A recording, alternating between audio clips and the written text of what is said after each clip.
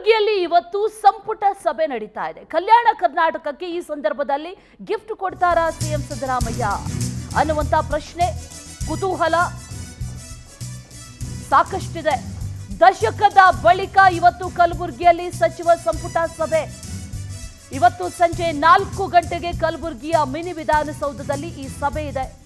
Cabinet ಮೀಟಿಂಗ್ನಲ್ಲಿ ಎಲ್ಲಾ ಸಚಿವರು ಕೂಡ ಭಾಗಿಯಾಗ್ತಾರೆ. ಕಲ್ಯಾಣ ಕರ್ನಾಟಕದಲ್ಲಿ ಉದ್ಯೋಗಾವಕಾಶಗಳ ಬಗ್ಗೆ ಸಭೆಯಲ್ಲಿ ಚರ್ಚೆಯನ್ನ ಮಾಡಲಾಗುತ್ತೆ. ಆ ಬಳಿಕ ಸುದ್ದಿಗೋಷ್ಠಿಯನ್ನ ನಡೆಸಲಿದ್ದಾರೆ ಸಿಎಂ ಸಿದ್ದರಾಮಯ್ಯ. 2014ರಲ್ಲಿ 10 ವರ್ಷದ ಹಿಂದೆ ಕಲಬುರಗಿಯಲ್ಲಿ ಸಚಿವ ಸಂಪುಟ ಸಭೆಯನ್ನ ಸಿಎಂ ಆಗಿದ್ದಂಥ ಸಂದರ್ಭದಲ್ಲಿ, ಸಿದ್ದರಾಮಯ್ಯ ಇದ್ದಂಥ ಸಂದರ್ಭದಲ್ಲಿ ನಡೆಸಲಾಗಿತ್ತು. ಇದೀಗ 10 ವರ್ಷಗಳ ಬಳಿಕ ಇವತ್ತು ಕಲಬುರಗಿಯಲ್ಲಿ ಸಂಪುಟ ಸಭೆಯನ್ನ ಮಾಡಲಾಗ್ತಾ ಇದೆ. ಯಾವೆಲ್ಲ ವಿಚಾರಗಳ ಬಗ್ಗೆ ಚರ್ಚೆ ಆಗಬಹುದು ಅನ್ನುವಂಥ ಕುತೂಹಲ ಸರ್ವೇ ಸಾಮಾನ್ಯವಾಗಿದೆ. ಕಲಬುರಗಿಯಲ್ಲಿ ನಡೀತಾ ಇರೋದ್ರಿಂದ ಕಲ್ಯಾಣ ಕರ್ನಾಟಕದ ಸಮಗ್ರ ಅಭಿವೃದ್ಧಿ ಸೇರಿ ಹಲವು ಮಹತ್ವದ ನಿರ್ಣಯಗಳನ್ನು ತೆಗೆದುಕೊಳ್ಳುವಂಥ ಸಾಧ್ಯತೆ ಇದೆ ಅನ್ನುವಂಥ ಮಾಹಿತಿ ಕೂಡ ಲಭ್ಯವಾಗ್ತಾ ಇದೆ.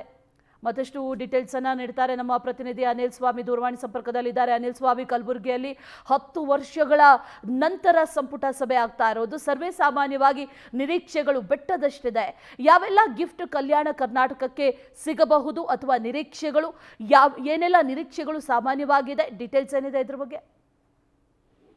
ನಿಜಕ್ಕೂ 10 ವರ್ಷ ಅಂದ್ರೆ ಒಂದು ದಶಕದ ಬಳಿಕ ಕಲಬುರಗಿಯಲ್ಲಿ ಸಚಿವ ಸಂಪುಟ ಸಭೆ ನಡೆದಿದ್ದೇವೆ.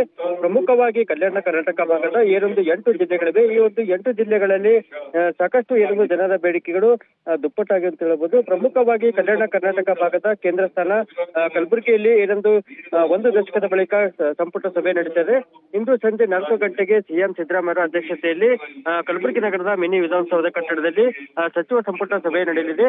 ಸಚಿವ ಸಂಪುಟ ಸಭೆಯಲ್ಲಿ ಪ್ರಮುಖವಾಗಿ ಕಲ್ಯಾಣ ಕರ್ನಾಟಕ ಭಾಗದಲ್ಲಿ ಕೈಗಾರಿಕೆಗಳ ಸ್ಥಾಪನೆ ಆಗಿರಬಹುದು ಮತ್ತು ಉದ್ಯೋಗಗಳ ಸೃಷ್ಟಿ ಆಗಿರಬಹುದು ಮತ್ತು 371 ಜೆ ಸಮರ್ಪಕವಾಗಿ ಜಾರಿ ಮಾಡುವುದು ಹಾಗೂ 371 ಜೆ ಕಲಮಡಿಯಲ್ಲಿ ಉದ್ಯೋಗ ಆಗಿರಬಹುದು ಮತ್ತು ಉದ್ಯೋಗ ಮೀಸಲಾತಿ ಆಗಿರಬಹುದು. ಹೀಗೆ ಪ್ರತಿಯೊಂದು ಸೌಲಭ್ಯಗಳನ್ನ ಈ ಭಾಗದ ಜನರಿಗೆ ಯಾವ ರೀತಿ ಕಲ್ಪಿಸಿಕೊಡಬೇಕು ಎಂಬುದರ ಬಗ್ಗೆ ಈ ಒಂದು ಸಂಪುಟ ಸಭೆಯಲ್ಲಿ ಚರ್ಚೆ ನಡೆಸುವ ಸಾಧ್ಯತೆ ಇದೆ ಅಂತ ಹೇಳಬಹುದು.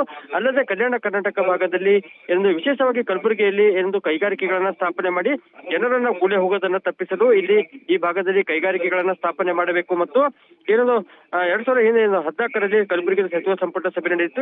ಈ ಹಿಂದಿನ ಸಚಿವ ಸಂಪುಟ ಸಭೆಯಲ್ಲಿ ತೆಗೆದುಕೊಂಡ ನಿರ್ಣಯಗಳು ಎಷ್ಟರ ಮಟ್ಟಿಗೆ ಅನುಷ್ಠಾನಗೊಂಡಿವೆ, ಹೀಗೆ ಎಂಬಿತ್ಯಾದಿ ವಿಷಯಗಳ ಬಗ್ಗೆ ಸಿಎಂ ಸಿದ್ದರಾಮಯ್ಯ ಅವರು ಚರ್ಚೆ ನಡೆಸಂತ ಹೇಳಬಹುದು.